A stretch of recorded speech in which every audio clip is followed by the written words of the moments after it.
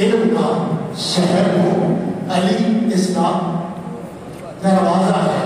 انا مدینہ العلم وعلی بابها، انا مدینہ العلم وعلی بابها.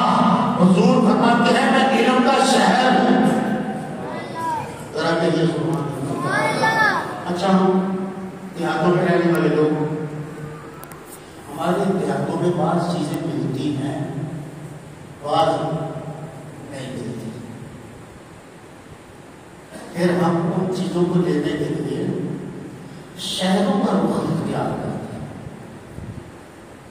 شہر کی کیا خوبی ہے کہ شہر میں ہر چیز پائی جاتی ہے. جسے سمجھ آئے وہ بولے. شہر میں ہر چیز میسر ہوتی ہے.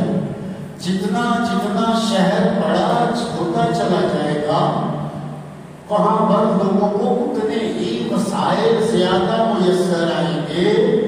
اور رب کائنات کے حبیب نے فرمایا کہ انا مدینہ العلم، میں علم کا شہر ہوں، وعلی بابها، اور علی اس کا دروازہ